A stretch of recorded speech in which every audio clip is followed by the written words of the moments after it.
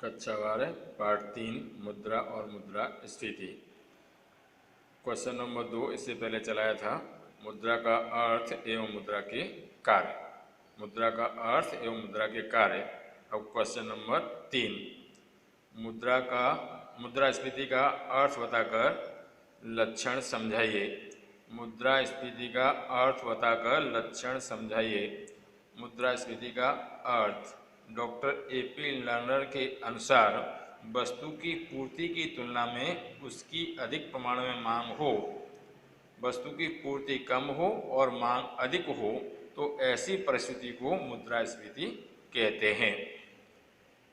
Doctor AC. Pigou ने कहा है कि वास्तविक आय की तुलना में मौद्रिक आय तेजी से बढ़े, वास्तविक आय की तुलना में मौद्रिक आय तेजी से बढ़े तो उसे मुद्रास्फीति कहते हैं।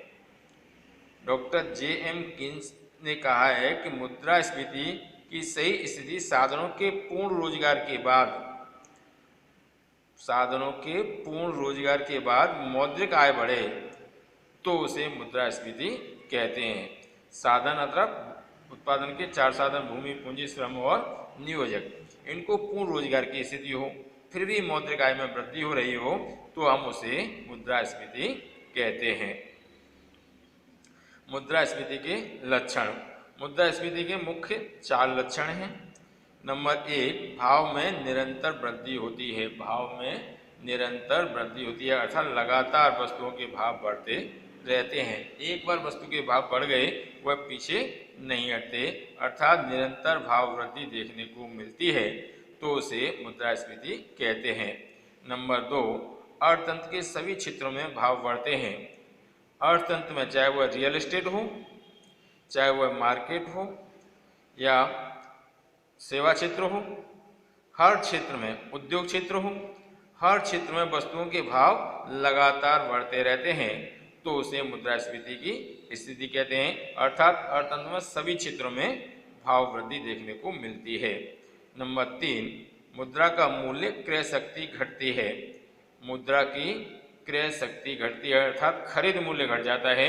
वास्तविक मूल्य तो वही रहता है लेकिन उसकी खरीद शक्ति घट जाती है। जैसे पहले कोई वस्तु 1 रुपये में आती थी, अब 1 रुपये 25 पैसे में आती है। इसका मतलब है 25% मुद्रा का मूल्य घट गया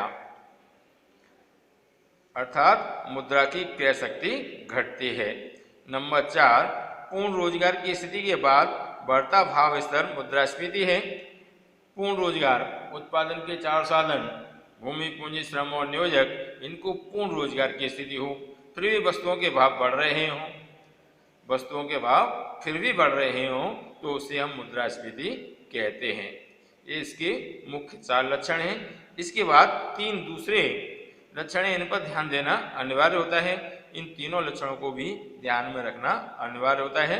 नंबर 1, सरकार कानून या सब्सिडी द्वारा भाव स्तर को दबाकर रखे। सरकार कानून या सब्सिडी द्वारा भाव स्तर को दबाकर रखे तो उसे भी मुद्रास्फीति की स्थिति कहते हैं, लेकिन यह मुद्रास्फीति नियंत्रित मुद्रास्फीति कहलाती है। यह मुद्रास्फीति की स्थिति नियंत्रित मुद्रास्फीति कहलाती है। नंबर 2, यदि अर्थतंत्र में कम समय अवधि के लिए वस्तुओं के भाव बढ़ रहे हों, वस्तुओं की कीमत में वृद्धि हो रही हो और पुनः अपनी मूल कीमत पर आ जाए तो हम उसे मुद्रास्फीति नहीं कहते। वस्तु के भाव तो बढ़ रहे हैं लेकिन कुछ समय के लिए और कुछ समय बाद पुनः अपनी कीमत पर लौट कर आते हैं तो हम उसे मुद्रास्फीति की स्थिति नहीं कहते। नंबर 3, अर्थतंत्र में साधन बेकार पड़े हों तो वस्तु या सेवा के भाव बढ़ने से ये साधन कार्यरत हो जाएं। जो बेकार साधन पड़े हैं वो कीमत बढ़ने से कार्यरत हो जाएं तो उसमें उत्पादन बढ़ेगा अर्थात भाव घटेंगे, लेकिन यह स्थिति मुद्रास्फीति की स्थिति नहीं कहलाएगी। यह मुद्रास्फीति की स्थिति नहीं कहलाएगी।